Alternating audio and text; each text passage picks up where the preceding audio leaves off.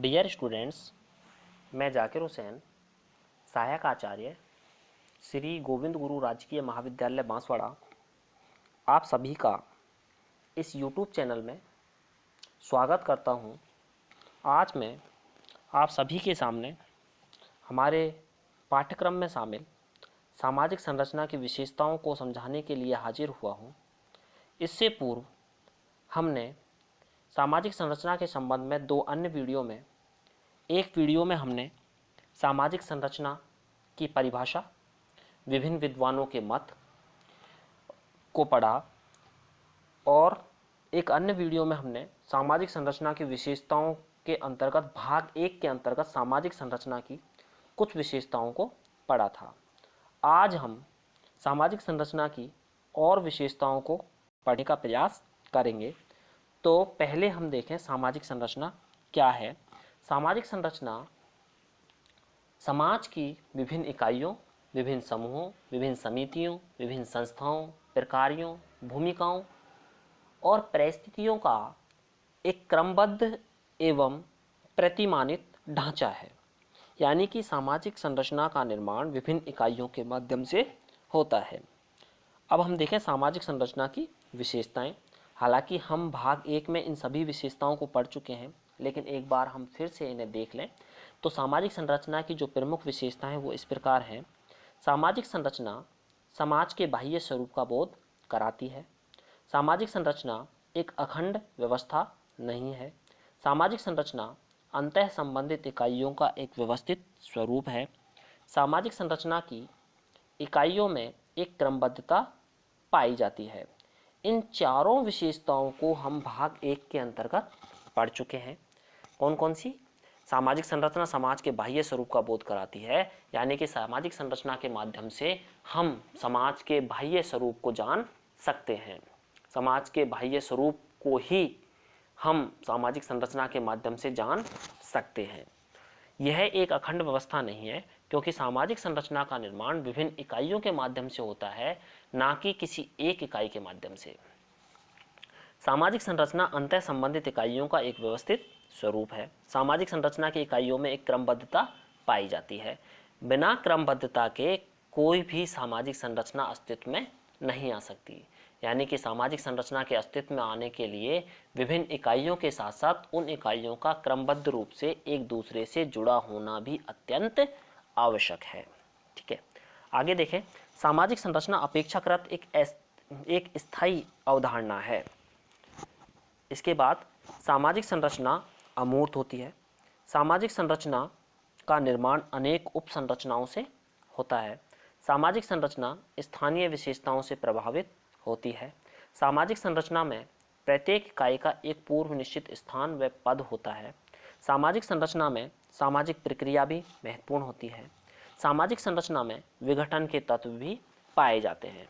तो ये तो सभी हैं सामाजिक संरचना की विशेषताएं।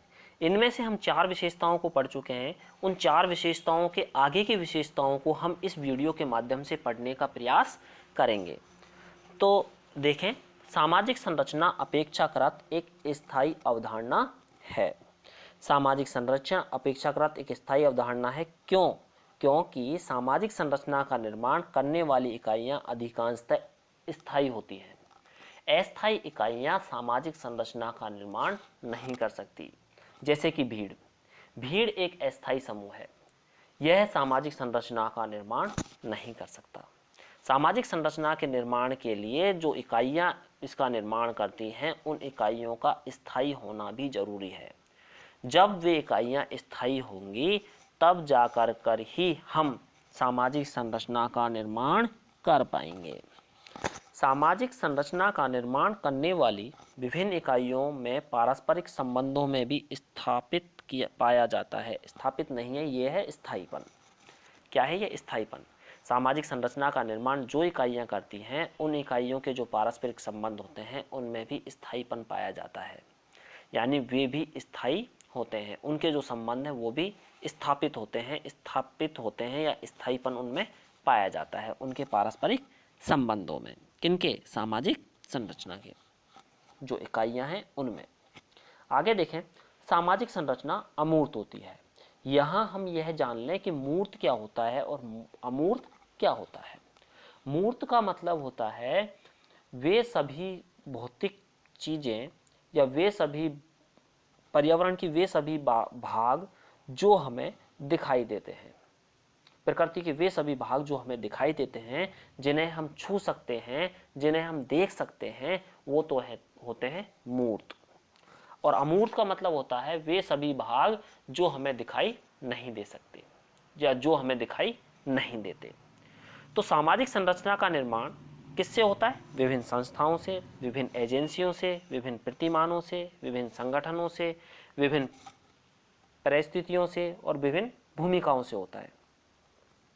और ये सभी एजेंसी हों, प्रतिमान हों, भूमिका परिस्थिति हों, भूमिका हो, ये सभी अमूर्त होते हैं, जिनका कोई आकार और ठोस रूप हमें दिखाई नहीं देता। तो ये सभी क्या हैं? अमूर्त हैं। इसलिए इनसे निर्मित होने वाली जो सामाजिक संरचना है वो भी अमूर्त ही होती है, यानी कि वो मूर्त नहीं होती। सामाजिक संरचना का निर्माण जिन इकाइयों के माध्यम से होता है वे सभी अमूर्त होती हैं, इसलिए सामाजिक संरचना को भी हम अमूर्त रूप दे सकते हैं या सामाजिक संरचना को भी हम अमूर्त कह सकते हैं। ठीक है, इसके बाद आगे हम देखें, सामाजिक संरचना का निर्माण अनेक उपसंरचनाओं से होता है। ये आने की जगह क्या है? अनेक।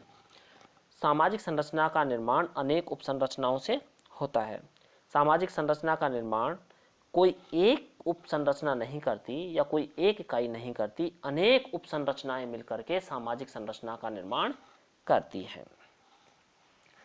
सामाजिक संरचना में परिवार, जाति, वर्ग, शिक्षण संस्थाएं, आर्थिक संस्थाएं, ठीक है, धार्मिक संस्थाएं, सांस्कृतिक संस्थाएं आदि मुख्य होती हैं, जिनकी स्वयं की भी अपनी एक संरचना होती है।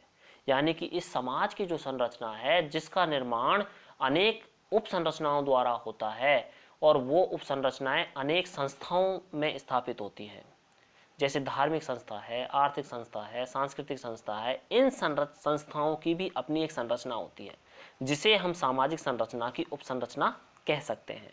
और ये सभी उपसंरचनाएं मिलकर सामाजिक संरचना का निर्माण करते हैं। इसलिए हम कह सकते हैं कि अनेकों संरचनाएं मिलकर सामाजिक संरचना का निर्माण करती हैं, जिनकी अपनी भी एक संरचना होती है। तो ये आया समझ में?